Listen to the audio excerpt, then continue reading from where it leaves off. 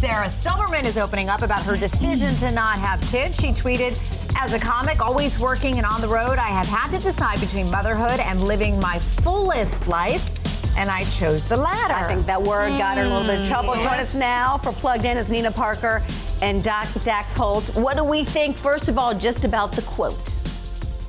Go for it. I don't have kids. And sometimes I think when you don't have kids, sometimes your words can be a little bit more jaded to it, because I've said some things before. I'm like, girl, stop posting your kids all over my Facebook. And it's been taken the wrong way.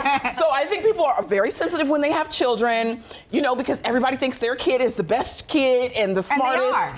And my kid's not annoying. And it's like, okay, girl. Yeah. So I can get why it was misconstrued. But let me ask you this, or is it not? Or is this the type...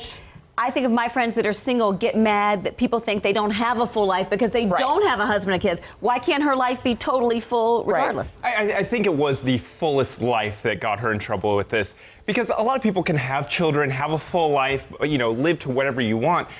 But I think also, I kind of like that she said it. She's honest. She says, look, I'm not going to be selfish. I'm not going to have a kid that gets raised by nannies, because I live a life that is constantly on tour, constantly around the country, and that's hard for children. So good for her to say, look, it's not for me. Well, those of us who are moms and have kids, and you've made decisions, career and kids and all of that, I will say there is a tremendous sacrifice. We all know that there are sacrifices that are made, but you do give up a little somewhat on career. I think you do take a step back in life and you make decisions based on the family sometimes more so than about career. But it's also different because of her career. If you are working really hard and you're in the same place every day, you get to see your children. But if you're touring the country, you're either taking them with you or you're not seeing them. But do you think you reach a point in your career where maybe, I know for me, I started working so young. And then you're working, you're thinking, okay, whoa, I'm where I wanted to be, I think, and I have nothing. Your focus kind of changes, I think. And I feel, rather than even harping on Fullest, I think her focus has kind of changed in terms of what's going to fulfill her. That's what I sort of think. For me, that's the decision that I'm kind of leaning towards, is to not have children.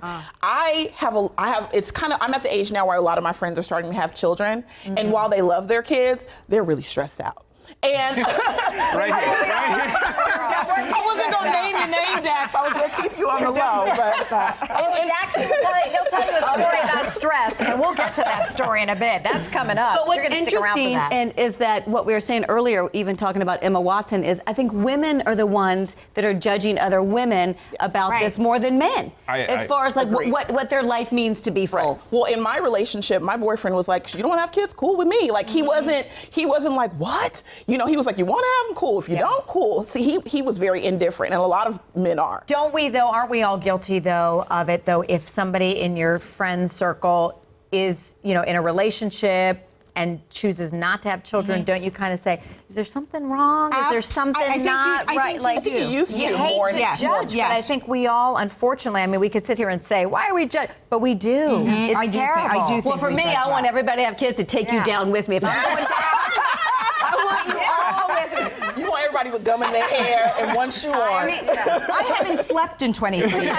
Your life will never be the same, But I know for me, my children were everything. They've been the most healing part of my life. I can't imagine being who I am without my children. I think you know that love that you have with your children. You want everyone else to have that, but it's not right for everyone. I think that's the definition of fullest life is very subjective. It's all about you. What is going to fulfill you? And I think that's probably where she got in a little bit of trouble on Twitter, and people immediately went on the attack. She said, "Oh, you're not living a full life. You should have kids." Right.